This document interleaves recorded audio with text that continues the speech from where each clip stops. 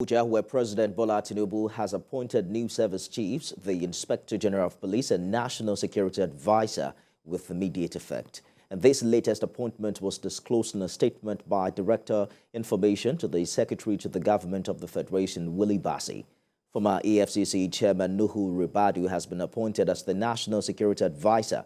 Major General C.G. Musa is the new Chief of Defense Staff. Major General T.A. Lagbaja was appointed as Chief of Army Staff and Rear Admiral E. Ogala as Chief of Naval Staff. Others are Air Vice Marshal H.B. Abubakar, Chief of Air Staff, DIG, Abubakar is Chief of Air Staff, and DIG Kayode Egbeto Kunze acting Inspector General of Police, while Major General Epa Udendeye has been appointed as Chief of Defense Intelligence. President Tinubu also approved the following appointments. The appointed officers are to act in their positions pending their confirmation in accordance with the Constitution of the Federal Republic of Nigeria.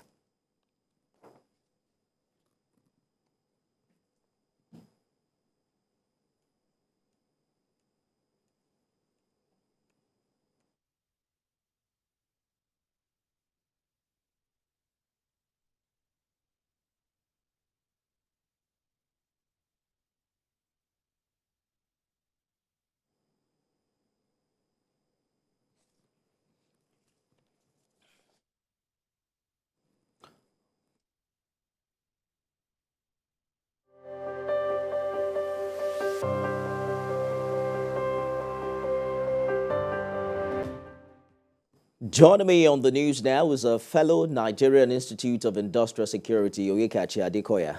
He joins me from Abuja. Well, let's begin by exploring the fact that the ex-service chiefs have only been there for a little over 2 years. Recall in January 2021, the former president was under pressure to replace them. Would you say that the timing is right, given the duration that the previous service chiefs have spent? Right. Thanks, Nifemi, and good afternoon to the viewers. I think that the question of timing was absolutely left to the discretion of the president. If you look at antecedents historically, it would seem that new commanders-in-chief always feel more comfortable with their own appointees. So the considerations would not be, in this instance, how long they have stayed. You've heard the president mention a couple of times his intended reforms.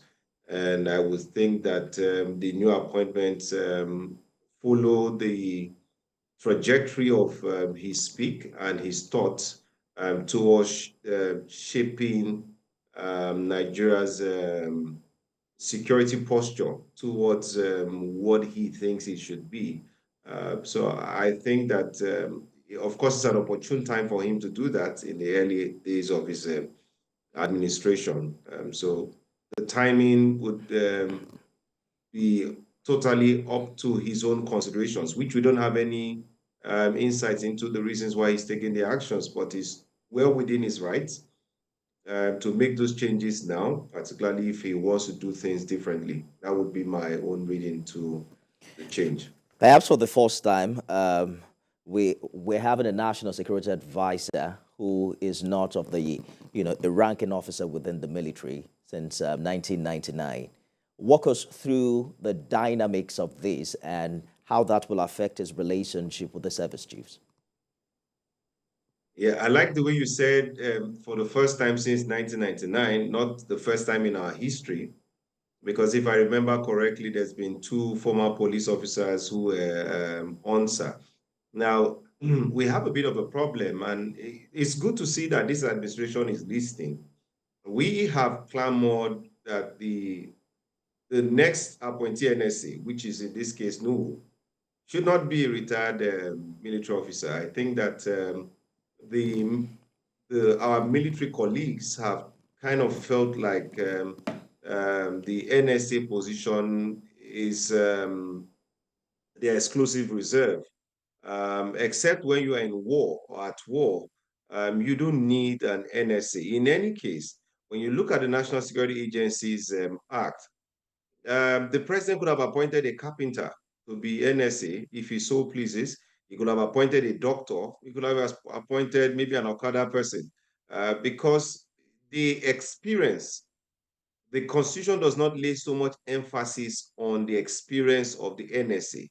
The Constitution says that the coordinating officer for national security shall be a principal officer in the presidency, and he shall have the responsibility for coordination, not oversighting, because the NIA and the DSS, they answer directly to the president. The TIA answers directly to the Chief of Defense Staff. So all that the NSA has to do, I don't like the word NSA, but let's say the National Security Coordinator, the coordinator, NSC, which is what the Constitution recognizes, should just coordinate. He should not be seen. He should not be heard.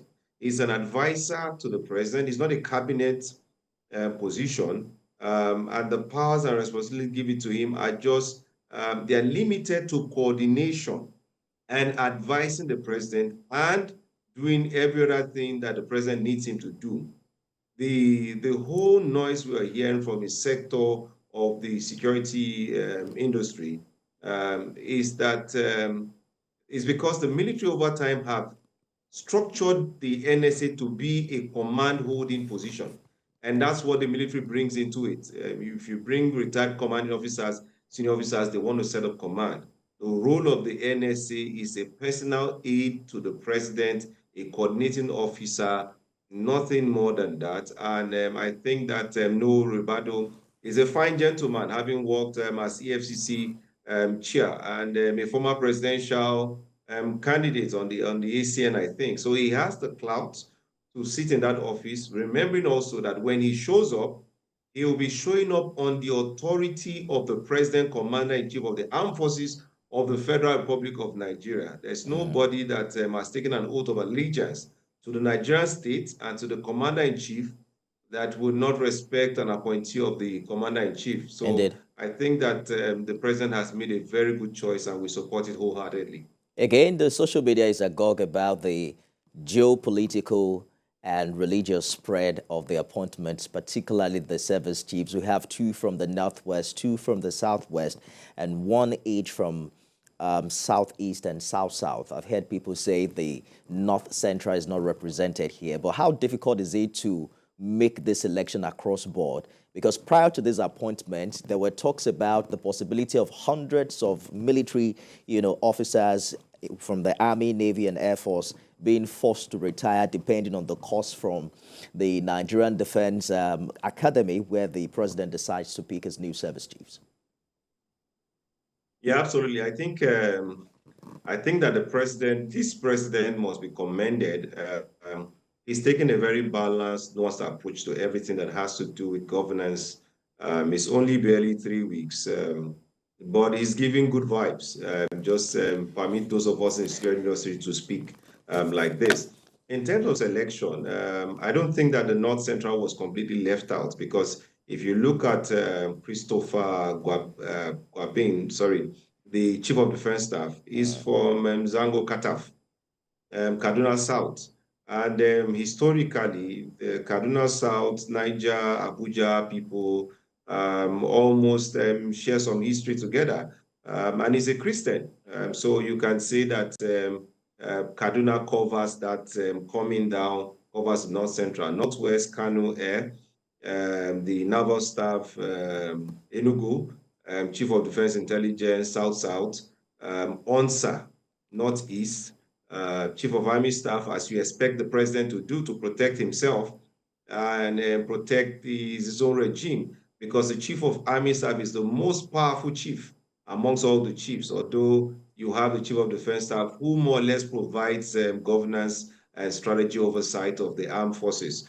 So, I mean, what we've seen is very balanced. IG, Southwest, Chief of Army Staff, Southwest, and then you have that spread.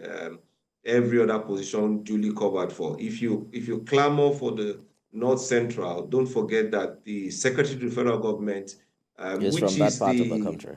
key office, is from that part that governs and controls everything that has to do with the federal government. So that has been taken care of, and we need to commend the president for his nuanced approach. Absolutely. Fellow Nigerian Institute of Industrial Security, Onyekachi Adekoya, will continue this conversation in the coming days. Thank you so much for talking to us.